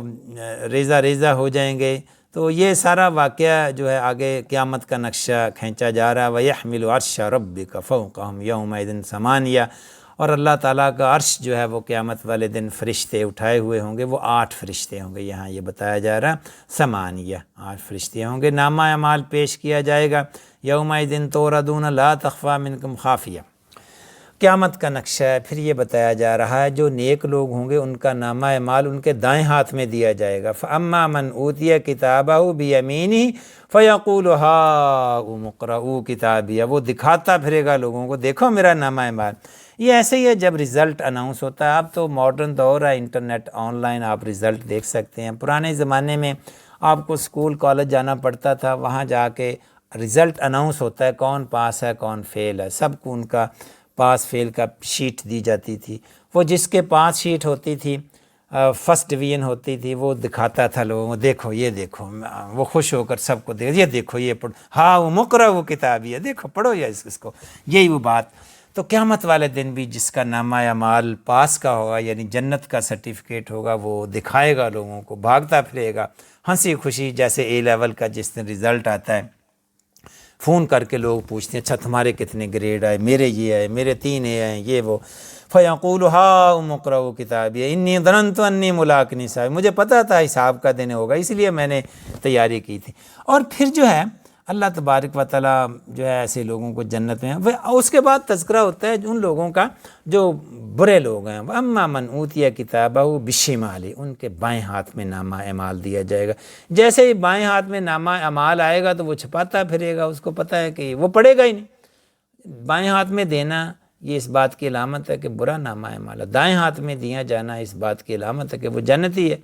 تو اس لیے وہ پھر یا لیتہا کانت القاضیہ، یعنی وہ پھر ریگریٹ کرے گا، اور جو ہے نا وہ ساری چیزیں اس کی ریگریٹ کی آگے آ رہی ہیں۔ پھر ہے انہ لقول رسول کریم، یہ اصل میں انہ لقول رسول کریم، بے شک قرآن قول ہے رسول عالی مقام کا، وما هو بقول الشاعر، یہ کسی شاعر کا کلام نہیں ہے، ولا بقول کاہن، اور نہ ہی یہ کسی کاہن کا کلام ہے، تنزیل من رب العالمین، یہ اللہ تعالیٰ کی طرف سے نازل ہونے والا ہے۔ ولو تقول علینا بعض الاقاویل، یہ نبی کریم صلی اللہ علیہ وسلم کے بارے میں آیت ہے کہ اگر یہ اپنی طرف سے یہ قرآن بنائیں تو ہم اس کی شارگ کاٹ دیں، یعنی یہ اللہ تعالیٰ کی طرف سے بہت بڑی جو ہے وہ صدا جو ہے اس کی رکھی گئی ہے۔ اصل میں ان آیات کی ایک بیک گراؤنڈ ہے، وہ یہ ہے کہ حضرت عمر رضی اللہ تعالی عنہ جب ابھی مسلمان نہیں تھے، تو مسلمان نہیں تھے، وہ رات کو نکلے اور وہ دیکھا، وہ ظاہر شراب اس وقت عام پی جاتی تھی، ابھی شراب ویسے ممنوع بھی نہیں ہوتی تھی، مسلمان بھی پیتے تھے شروع میں، شراب تو مدینہ میں جا کر منع ہوئی۔ تو عمر رضی اللہ تعالی عنہ ابھی مسلمان نہیں ہوئے تھے، تو اسی طرح وہ رات کو جیسے ینگ لوگ جاتے ہیں شراب کے لیے، ادھر ادھر جو ہوگا ان کا ٹھکانہ دکان شراب کے لیے، وہاں گئے، رات کو گھر میں دل نہیں لگ رہا تھا، تو وہ جو بھی تھا وہ ٹھکانہ دکان وہ بند تھی۔ اس کے بعد عمر رضی اللہ تعالیٰ عنہ فرماتے ہیں کہ وہ گئے، وہ ایک گھر میں جہاں ینگ لوگ اکٹھے ہوتے ہیں، جیسا ہوتا ہے نا گینگ کہ فلاں کے گھر میں جاؤ، وہاں کو شاید پینے کو مل جائے، وہاں گئے، وہاں بھی وہ سب سوئے ہوئے تھے یا ادھر ادھر تھے۔ تو پھر جو ہے نا وہ جو نا شراب کے لیے جیسے ہوتا ہے نا کریو کر رہا ہوتا ہے بندہ، جو پیتے ہیں ریگولرلی، پھر ان کو جو نہ پئیں تو جیسے سگریٹ لوگ پیتے ہیں، سگریٹ نہ ملے تو ان کو محسوس ہوتا ہے کسی چیز کی ودڈرول سائن ہوتے ہیں،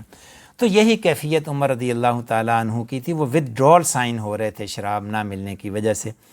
تو انہوں نے کہا چلو میں اپنا دھیان جو ہے وہ دوسری طرف کرنے کے لیے جو ہے وہ طواف کرتا ہوں کعبے کا، یعنی وہ کافر تھے، وہ اپنے طریقے سے طواف کرتے تھے کعبے کا، چلو توجہ ہٹ جائے، اس تھوڑا سا میرا ذہن اور طرف لگ جائے، میں طواف کر آتا ہوں حرم کا۔ وہ حرم کی طرف چلے گئے تو وہاں دیکھا نبی کریم صلی اللہ علیہ وسلم، رات کا وقت تھا، آدھی رات کا، تو وہ آپ صلی اللہ علیہ وسلم قرآن کی تلاوت کر رہے ہیں نماز میں کھڑے ہو کر، تو وہ پھر جو ہے وہ سننے لگ گئے، ظاہر رات سناٹا ہو، یہاں شہروں میں تو جو وہ ہارن کی آوازیں آتی ہیں، انڈسٹریل آوازیں آتی ہیں، وہاں گاؤں کا ماحول دیکھیں بالکل کوائٹ ہوتا ہے، بہت خاموشی ہوتی ہے، اور ایسی خاموشی میں مکہ میں، اور رات کے وقت مکہ آبادی بھی تھوڑی تھی، رات کے وقت جو اگر قرآن پڑھا جائے اور پڑھنے والے بھی نبی آخر الزمان ہوں، تو آپ دیکھ لیں کہ کیا ساما بندہ ہوگا، کتنی وہ رکت طاری ہوئی ہوگی۔ یہ سورہ حاقہ کی تلاوت کر رہے تھے نبی کریم صلی اللہ علیہ وسلم، حضرت عمر رضی اللہ تعالیٰ عنہ نے کھڑے ہو کر سننا شروع کر دیا۔ اس آیت پہ تھے نبی کریم صلی اللہ علیہ وسلم جب عمر رضی اللہ تعالیٰ عنہ پیچھے سے آئے۔ عمر رضی اللہ تعالیٰ عنہ جب آپ نے دیکھا کہ آپ قرآن پڑھ رہے ہیں، تو حضرت عمر نے سوچا کہ آج میں اس کی گردن دبوچ لوں، یعنی نعوذ باللہ، آج کوئی دیکھنے والا نہیں ہے، رات کا وقت ہے، اور میں اس کو جو بھی مار دوں، بکھیر دوں یا پھینک دوں یا ماروں اس کے نبی کریم صلی اللہ علیہ وسلم کے، تو کوئی دیکھنے والا نہیں، کوئی ثبوت نہیں، آج میرا خیال میں ان کا کام کر دوں۔ آئے تو اس نیت سے آگے بڑھے، لیکن قرآن سننے لگے تو وہ بس ان کی بس ہو گئی، وہ سنتے مدہوش ہو گئے، پھر قرآن کی تلاوت سننے لگے۔ جب نبی کریم سے یہاں کعبے کا کوئی امام پڑھ رہا ہو تو ہم جو ہے وہ فوراً جو ہے وہ مسحور ہو جاتے ہیں۔ تصور کریں نبی کریم صلی اللہ علیہ وسلم رات کے وقت، تہجد کے وقت، خاموشی کے عالم میں پڑھ رہے ہیں، تو عمر رضی اللہ تعالیٰ عنہ کو نبی کریم صلی اللہ علیہ وسلم پر حملہ کرنا تو بھول گیا، قرآن سننے میں مشغول ہو گئے۔ پڑھتے پڑھتے بڑے متاثر ہوئے، اور پھر کہنے لگے، دل میں سوچا کہ یہ تو کسی بڑے پوئٹری بڑی اچھی ہے، یہ تو کسی شاعر کا کلام آتا ہے۔ ایسی دل میں بات آئی تھی، دماغ میں یہ بات آئی سنتے سنتے، تو اگلی آیت نبی کریم صلی اللہ علیہ وسلم نے پڑھی، وَمَا هُوَ بِقَوْلِ شاعر، یہ کسی شاعر کا کلام نہیں ہے۔ عمر رضی اللہ تعالیٰ عنہ حیران ہوئے کہ میں نے تو دماغ میں سوچا ہے، ان کو کیسے پتہ چلا کہ میں نے یہ سوچا اور اس کا جواب اس آیت میں آ گیا۔ پھر اگلی سوچ آ گئی، اچھا یہ کسی کاہن کا جو باتیں بتاتے ہیں نا، خفیہ باتیں، یہ کسی کاہن کا کلام ہوگا۔ اگلی آیت جو ہے نبی کریم صلی اللہ علیہ وسلم نے اگلی آیت پڑھ دی۔ نبی کریم صلی اللہ علیہ وسلم کو بھی نہیں پتہ پیچھے کو سن رہا ہے، وَمَا هُوَ بِقَوْلِ کَاہِن، یہ کسی کاہن کا کلام بھی نہیں ہے۔ عمر رضی اللہ تعالیٰ عنہ پھر ذرا تھوڑے سے ہلے، یہ ہو کیا رہا ہے؟ جو بات میرے دماغ میں، سوال میرے دماغ میں آتا ہے، وہ یہ نبی کریم صلی اللہ علیہ وسلم پڑھ کر اس کا جواب دے دیتے ہیں، یہ ہو کیا رہا ہے؟ اس کے بعد پھر اگلا خیال آتا ہے، تو ممکن ہے یہ کاہن کا کلام بھی نہیں ہے، شاعر کا کلام بھی نہیں ہے، ممکن ہے یہ نبی کریم صلی اللہ علیہ وسلم خود ہی بناتے ہوں۔ تو اس کے بعد اگلا جواب آتا ہے، تنزیل من رب العالمین، یہ اللہ تعالیٰ کی طرف سے نازل آتا ہے۔ اور اگلی آیت کو غور سے سنیں، وَلَوْ تَقَوَّلَ عَلَيْنَا بَعْضَ الْأَقَاوِيلِ،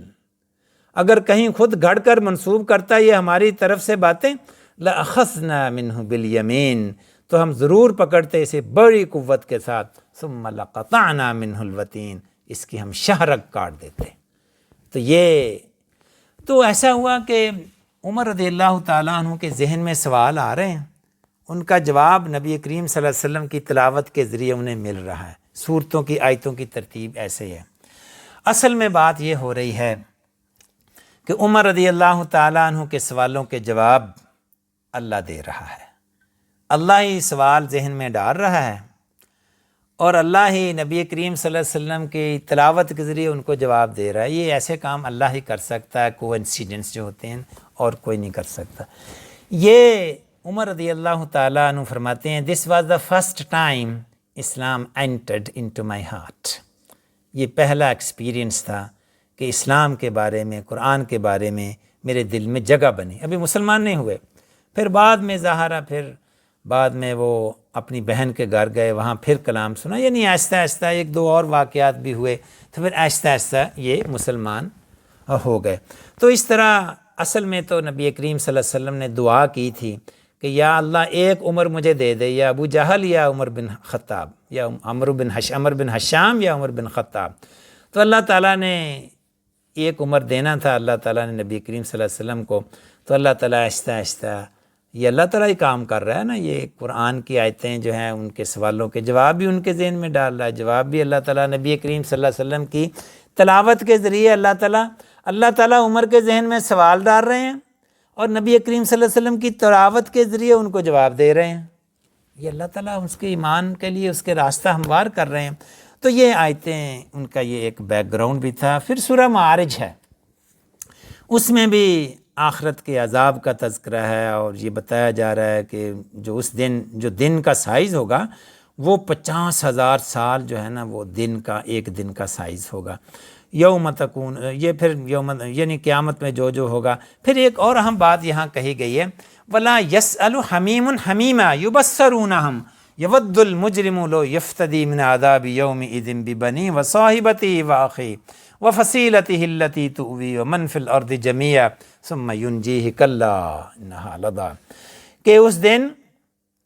کوئی ایک دوسرے کی مدد نہیں کرے گا، سب کو اپنی اپنی پڑی ہوگی، یعنی دن بہت سخت ہوگا، سب اپنی جان کو بچانے کے لیے ہوں گے، کوئی جگری یار جو ہے وہاں وہ کام نہیں آئے گا۔ وَلَا يَسْأَلُ حَمِيمٌ حَمِيمًا، کوئی جو ہے وہ پوچھنے والا نہیں ہوگا، بیسٹ فرینڈ بھی وہاں نہیں پوچھیں گے۔ يُبَصَّرُونَهُمْ، وہ ایک دوسرے کو دکھائے جائیں گے، یہ نہیں کہ میرا دوست کہیں اور ہوگا، اتنی دنیا، اتنے کراؤڈ میں کہاں ملے گا دوست، وہ ایک اللہ تعالیٰ ارینج کرے گا کہ آپ کے دوست آپ کے ارد گرد ہی ہوں گے، ایک دوسرے کو دیکھ رہے ہوں گے لیکن آنکھیں چرا رہے ہوں گے، کیونکہ اپنی اپنی پڑی ہوگی۔ اللہ تعالیٰ فرماتے ہیں وَلَا يَسْأَلُ حَمِيمٌ حَمِيمًا يُبَصَّرُونَهُمْ، ایک دوسرے کو دکھائے جائیں گے وہ۔ يَوَدُّ الْمُجْرِمُ، اور جو مجرم ہیں، جو جہنم میں جانے والے لوگ ہیں، وہ چاہیں گے، وہ خواہش کریں گے، لَوْ يَفْتَدِي مِنْ عَذَابِ يَوْمِئِذٍ بِبَنِيهِ، کہ کوئی میری اولاد کو لے لے اور جہنم میں ڈال دے، مجھے بچ جائے، یعنی میں جہنم میں جانے سے بچ جاؤں، میرے بدلے میرے بچے کو بھی جو جہنم میں ڈال دو۔ کتنا اپنی اولاد سے پیار ہوتا ہے، ماں کتنا پیار کرتی ہے اپنے بیٹے سے، قیامت والے دن کہے گی کہ میں بس بچ جاؤں، کوئی میرے بیٹے کو جہنم میں ڈال دے، بس میں بچ جاؤں، یعنی کہ اس دن یہ رشتوں کی محبت ختم ہو جائے گی، کیونکہ عذاب اتنا سخت ہوگا۔ وہ کہے گا، مجرم کہیں گے میرے بیٹے کو، بچوں کو پھینک دے، وصاحبتی، میرے سپاؤس کو پھینک دے،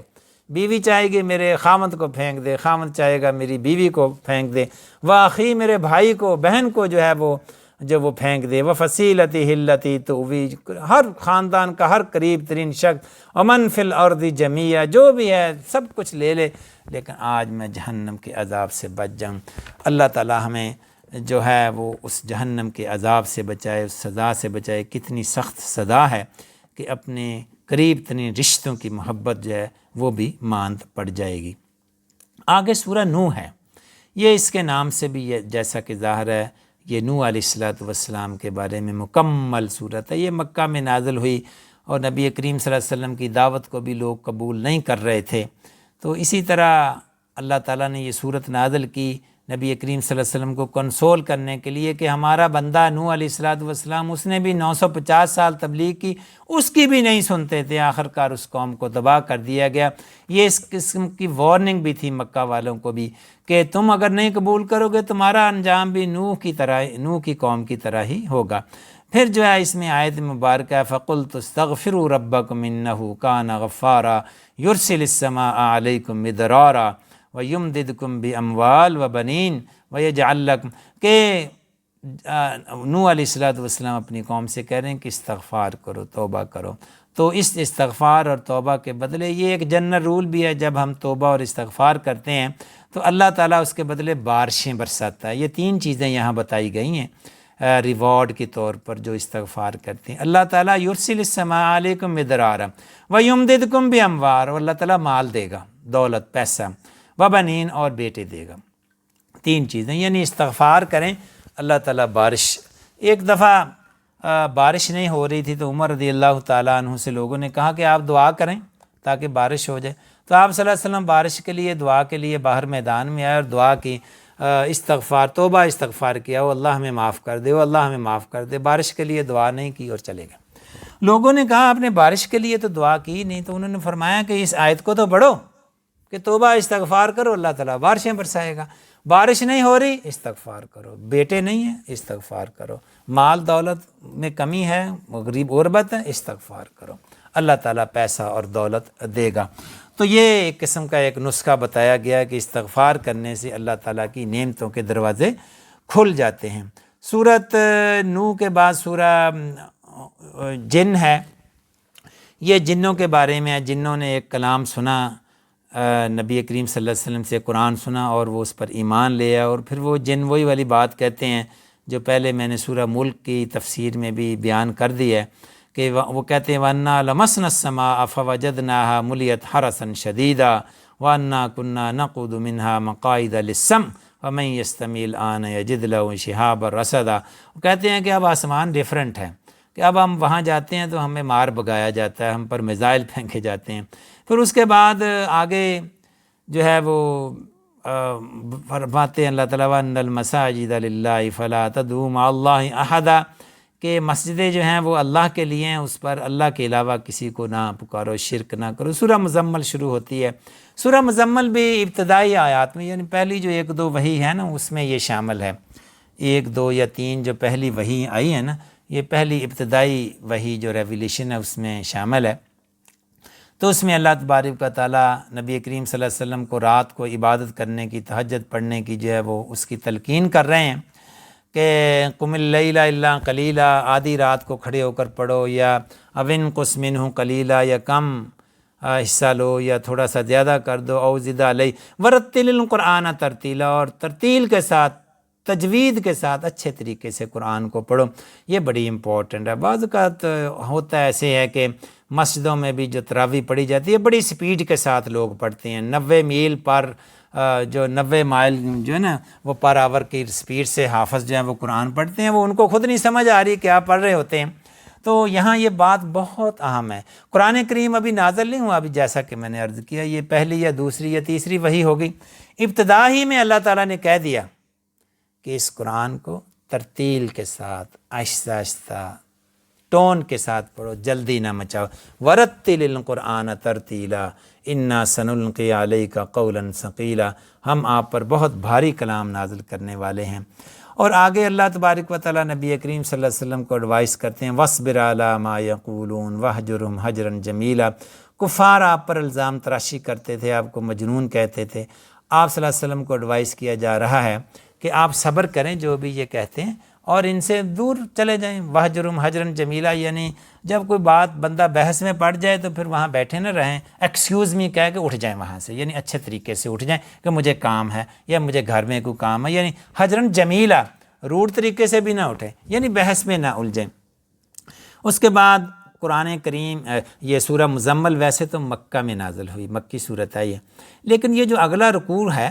اس میں تہجد کی جو ہے وہ تلقین کی گئی ہے، ان ربک یعلم انک تقوم ادنی، اور پھر اس میں یہ بتایا گیا جو مریض ہیں وہ بے شک نہ پڑھیں، فرض نمازیں ہی پڑھتے رہیں تو ٹھیک ہے، اور جو لوگ بزنس کر رہے ہیں، جاب میں مصروف ہیں، وہ نہ پڑھیں، جو بیمار ہیں وہ نہ پڑھیں، اور جو اللہ کی راہ میں جہاد کر رہے ہیں وہ بھی تہجد اگر نہ پڑھیں تو کوئی بات نہیں، باقی لوگ جو ہے وہ تہجد پڑھیں، لیکن فرض نماز سارے پڑھتے نہیں۔ ان آیات سے ظاہر ہوتا ہے کیونکہ جہاد جو ہے وہ مدینہ میں فرض ہوا تھا، لگتا ہے یہ اگلا رکوع جو ہے وہ مدینہ میں نازل ہوا اور پہلا رکوع جو ہے وہ مکہ میں نازل ہوا۔ سورہ مدثر ہے، یہ بھی اگین ابتدائی کہا جاتا ہے کہ یہ دوسری وحی ہے، پہلی وحی اقرا اور دوسری وحی یا ایھا المدثر، واللہ عالم،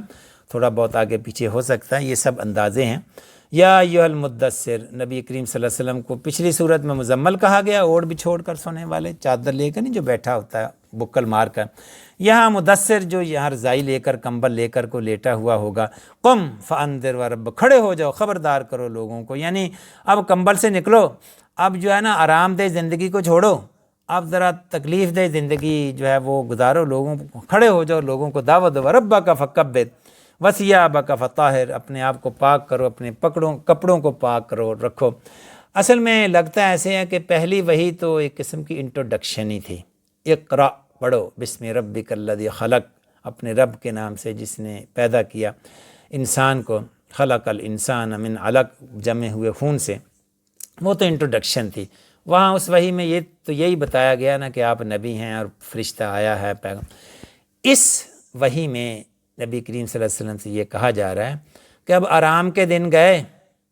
اب کمبل میں لیٹنے کے دن گئے، اب رضائی لیٹ کر جو ہے وہ کمفرٹ زون سے come out of comfort zone now,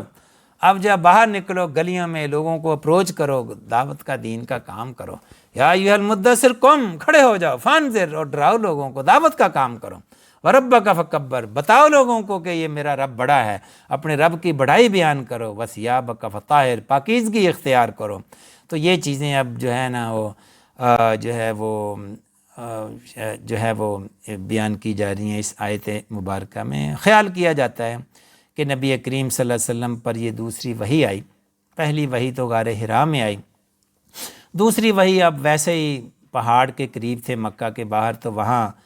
اپنی آواز سنی، یا محمد، آپ نے دائیں دیکھا بائیں دیکھا، کوئی نظر نہیں آیا، آواز آ رہی ہے، پھر آواز آئی یا محمد، پھر جو ہے پیچھے دیکھا، آگے دیکھا، پھر کوئی نہیں نظر آیا، تو پھر آئی آواز یا محمد، پھر آپ نے اوپر دیکھا تو وہ فرشتہ جبریل پورے رآہ بالافق الاعلیٰ، جس کا تذکرہ ہم نے پڑھا ہے سورہ نجم میں، پورے افق پر چھایا ہوا ہے۔ آپ صلی اللہ علیہ وسلم ڈر گئے، جبریل اپنی اصلی حالت میں تھے، آپ صلی اللہ علیہ وسلم ڈر گئے، بے ہوش ہو گئے، ڈرتے ڈرتے پھر گھر پہنچ گئے۔ یہ سب اندازے ہیں، تفاسیر میں لکھے ہوئے ہیں، واللہ عالم۔ اور آپ صلی اللہ علیہ وسلم جو ہے حضرت خدیجہ سے کہا مجھے اڑا دو، پھر یہ خود ہی کمبل لیٹ کر سو گئے، ڈر گئے، اور فرشتہ جو ہے وہ وہاں سے آتا ہوا پیچھا کرتا ہوا شاید پیچھے گھر تک آ گیا، اس کو کہا یا ایھا المدثر، چھپے ہوئے قم، کھڑے ہو جاؤ، نکل آؤ کمبل سے، اب کمبل میں سونے کا ٹائم جو ہے وہ گئے دن، وہ آرام کے دن اب گئے، اب تم پیغمبر ہو، جب باہر نکلو لوگوں سے ساتھ۔ تو یہ واللہ عالم، یہ اس قسم کی تشریح بھی تفاسیر میں ملتی ہے۔ اور اس کے بعد ایک کافر کا تذکرہ ملتا ہے اسی سورہ مدثر میں کہ ولید بن مغیرہ کے بارے میں یہ آیات ہیں۔ ولید بن مغیرہ جو ہے وہ بہت بڑا شاعر تھا، اس کو کفار نے کہا کہ تم کوئی بات گھڑ کر لاؤ، تم یہ کہو، تمہاری لوگ سنیں گے بھی، تم بڑے نامور شاعر ہو، تم یہ کہو کہ یہ کلام جو ہے نا شاعرانہ کلام ہے اور یہ جادو ہے اس میں، تاکہ پروپیگنڈا کر سکیں۔ تو وہ جو ہے وہ رات کو نہ سوچتا رہا اپنے گھر میں، جیسے ہوتا ہے نا بعض اوقات بندہ پریشان ہوتا ہے اور وہ بیڈ روم میں چلتا پھرتا ہے، کبھی چہل پہل قدمی کرتا ہے، سگریٹ لگا دیتا ہے، سوچتا ہے، پریشان ہے، کوئی آئیڈیاز ڈیولپ کرتا ہے، وہ سوچ رہا ہے کہ میں کیا کہوں نبی کریم صلی اللہ علیہ وسلم کے بارے میں جو کہ ریزنیبل ہو اور اپیل بھی کرے لوگوں کو۔ یہ ولید بن مغیرہ تھا، ابو خالد بن ولید کے والد۔ تو اس کا وہ جو بیڈ روم میں جو سوچ رہا ہے، چل پھر رہا ہے، کوئی اس کو نہیں دیکھ رہا، لیکن اللہ تعالیٰ وحی میں نازل کر دی، اگلے دن وحی آ گئی کہ وہ سوچ رہا تھا، پلان کر رہا تھا آپ کو کیا کہنا ہے، کیا الزام لگانا آپ پر۔ تو وہ خود یہ ایک معجزہ ہے کہ کسی نے نہیں دیکھا اس کو، اس کے بیڈ روم میں کیا کر رہا ہے، بیڈ روم کے سیکرٹس اللہ تعالیٰ ہی جانتا ہے نا۔ تو اللہ تعالیٰ نے قرآن میں نازل کر دیا کہ وہ سارا چلتا پھرتا گھر میں پلا ذرنی ومن خلقت وحیدا وجعلت له مالا ممدودا وبنین شہودا ومہدت له تمہیدا ثم یطمع ان ازید، کہ اس کو اتنی نعمتیں دیں، بیٹے دیے، پھر وہ اس کی چلت پھرت کو اللہ تعالیٰ انہ فکر وقدر فقتل کیف قدر ثم قتل کیف قدر ثم نظر ثم عبس وبصر، اس کی ساری جو موومنٹ تھی بیڈ روم کی ان آیات میں کھینچ دی گئی ہے۔ تو ظاہر ہے اس کے لیے، ایمان کے لیے یہ کافی نشانی تھی کہ میرے بیڈ روم میں کس نے دیکھا؟ اللہ ہی ہے، یہ سچا کلام ہے، اسی لیے تو میرا راز فاش ہو گیا کہ جو میں پلاننگ کر رہا تھا قرآن میں نازل ہوگی۔ اور پھر تفصیل کا وقت نہیں ہے، آگے اللہ تبارک و تعالیٰ فرشتوں کے بارے میں فرماتے ہیں وَمَا يَعْلَمُ جُنُودَ رَبِّكَ إِلَّا هُوَ، کہ فرشتوں کی تعداد اتنی ہے کہ وہ رب ہی جانتا ہے، اس کی تعداد ہمیں معلوم نہیں ہے۔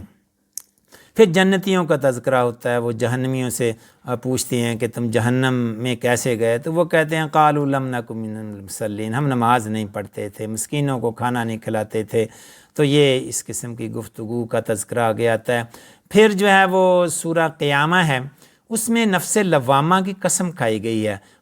ولا اقسم بالنفس اللوامہ، نفس انسان کے اندر ایک لفظ لوامہ ہے، ایک نفس امارہ ہے، اور ایک نفس مطمئنہ کی بھی حدیث میں اور اسلامک لٹریچر میں سورہ فجر میں یہ اس کا تذکرہ ہے۔ نفس لوامہ وہ ہے جو ہمیں اچھائی کے لیے ابھارتا ہے، نیک کام کرتے ہیں تو خوش ہوتا ہے، جس کو کانشیس آپ کہتے ہیں، اور جو ہے وہ خوش ہوتا ہے اور ابھارتا ہے نیکی کے لیے۔ اس ایک نفس امارہ ہے، وما ابرئ نفسی ان النفس لامارۃ بالسوء، سورہ یوسف میں اس کا تذکرہ ہے۔ نفس امارہ جو برائی کے لیے ابھارتا ہے، برے کام کے لیے، یہ شیطانی وسوسے ہیں جو ٹھیک ہے، نفس لوامہ، نفس امارہ۔ تو اگر کوئی شخص نفس امارہ کو فالو کرتا ہے تو وہ برا شخص بن جاتا ہے، اور آہستہ آہستہ اس کے دل پر داغ دھبے لگنا شروع ہو جاتے ہیں، اور وہ پھر برائی کو کرنے کے بعد برا محسوس نہیں کرتا، امیون ہو جاتا ہے۔ اسی طرح جو شخص نفس لوامہ کو فالو کرتا ہے وہ اچھائی کرتا ہے، ایک وقت آتا ہے کہ وہ اچھائی میں لطف محسوس کرتا ہے، شروع میں نماز زبردستی پڑھتا ہے، پھر ایک وقت آتا ہے نماز میں انجوائے کرتا ہے۔ تو یہ جو سٹیج ہے، یہ جو انجوائے کرنے والی سٹیج ہے، یہ پھر نفس مطمئنہ بن جاتا ہے، یا ایھا النفس المطمئنہ، یہ نفس مطمئنہ بن جاتا ہے۔ تو یہ اس کا تذکرہ، اس کے بعد اللہ تبارک و تعالیٰ نبی کریم صلی اللہ علیہ وسلم سے فرماتے ہیں، نبی کریم صلی اللہ علیہ وسلم پر جب وحی آتی تھی تو آپ اس کو جلدی یاد کرتے تھے اور بڑے پینک ہو جاتے تھے کہ کہیں جبریل جو ہیں، کیونکہ جبریل لکھی ہوئی وحی نہیں لاتے تھے، جبریل آتے تھے، یہ کہیں بھی لکھا ہوا میڈیم نہیں ہے، اللہ تعالیٰ زبانی بول کر قرآن جبریل کو بتاتے تھے، جبریل آتے تھے زبانی بول کر پڑھ کر نبی کریم صلی اللہ علیہ وسلم کو سناتے تھے، نبی کریم صلی اللہ علیہ وسلم بھی زبانی بول کر جب وہ پڑھ کر سناتے تھے، صحابی کو صحابی لکھ لیتے تھے۔ یعنی اللہ کو لکھنے کی ضرورت نہیں ہے، جبریل کو لکھنے کی ضرورت نہیں ہے، محمد صلی اللہ علیہ وسلم کو لکھنے کی ضرورت نہیں ہے۔ اب اس کے بعد صحابہ انسانوں کا کام، پھر لکھیں گے تو یاد رہے گا، نہیں تو بھول جائے گا، ٹھیک ہے۔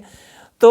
نبی کریم صلی اللہ علیہ وسلم ذرا پینک ہو جاتے تھے کہ یار کہیں آیت ادھر کی ادھر نہ ہو جائے، بھول نہ جاؤں میں، تو وہ پینک ہو کر پڑھتے تھے، جیسے بچہ ہوتا ہے نا گھبرا کر جلدی پڑھتا ہے کہ میں صحیح سبق یاد کر لوں۔ تو نبی کریم صلی اللہ علیہ وسلم کو اس صورت میں ایڈوائس دی جا رہی ہے، لا تحرک بہ لسانک لتعجل بہ، اپنی زبان کو جلدی پینک ہو کر نہ ہلاؤ، ان علینا جمعہ وقرآن، یہ ہماری ذمہ داری ہے، اللہ تبارک و تعالیٰ کہہ رہے ہیں کہ اس قرآن کو آپ سے پڑھوا بھی دیں اور اس کو جمع بھی رکھیں، کوئی کسی قسم کی کمی نہ۔ فَإِذَا قَرَأْنَاهُ فَاتَّبِعْ قُرْآنَ، تو ہم یہ لہذا ہم اس کو جب پڑھ رہے ہوں بس فالو کرو ریسیٹیشن کو، پینک نہ ہو جو، ثُمَّ إِنَّ عَلَيْنَا بَيَانَ، یہ ہماری ذمہ داری ہے، ہم بعد میں آپ سے بیان کروا دیں گے، کوئی غلطی نہیں ہوگی، اس کا فکر نہ کریں۔ اِنَّا نَحْنُ نَزَّلْنَا الذِّكْرَ وَإِنَّا لَهُ لَحَافِظُونَ، یہ قرآن ہم نے نازل کیا، ہم ہی اس کی حفاظت کریں گے، آپ کو پینک ہونے کی ضرورت نہیں۔ لا تحرک بہ لسانک۔ تو اس کے بعد آگے جو ہے وہ سورۃ دہر، هل أتى على الإنسان، اس کا نام سورۃ انسان بھی ہے، اس میں جنتیوں اور جہنمیوں کا تذکرہ ہے، جنتیوں کا تذکرہ ہے، اور انسان کو کہا کہ وہ شکر کرے گا، اس کو اختیار دیا گیا ہے، اما شاکرا و اما کفورا، وہ شکر کرے۔ پھر جو ہے وہ جنتیوں کا سین، جنت کا سین کہ وہاں میوے ہوں گے، پینے کے لیے ڈرنک ہوں گے، وہ پی رہے ہوں گے، اور پھر جو ہے وہ متقی، وہ جس کو کہتے ہیں کہ وسقاہم ربہم شراب، ان کو اللہ تعالیٰ خود سرو کر رہا ہوگا، یعنی لڑکے ہوں گے جو سرو کر رہے ہوں گے، خود بھی پی رہے ہوں گے، جیسے بوفے سسٹم ہوتا ہے۔ پھر ایک تیسرا سین بھی آتا ہے کہ اللہ تعالیٰ خود، جیسے ہوتا ہے مہمان کی عزت افزائی کے لیے آپ خود مشروب ڈال کر اس کو پیش کرتے ہیں، وَسَقَاهُمْ رَبُّهُمْ شَرَابًا، تو بڑی عزت افزائی ہے۔ سورۃ مرسلات، اب وقت بہت کم ہے، بس 1 منٹ میں اس کو، سورۃ مرسلات میں ہواؤں کی قسم کھائی گئی ہے اور جہنم قیامت کی ہولناکیوں کا تذکرہ ہے، پھر آگے جہنمیوں کا تذکرہ ہے، اس کے بعد اینڈ پر متقیوں کا تذکرہ ہے۔ اقول قولی ھذا واستغفر اللہ لی ولکم فاستغفروہ انہ ھو الغفور الرحیم۔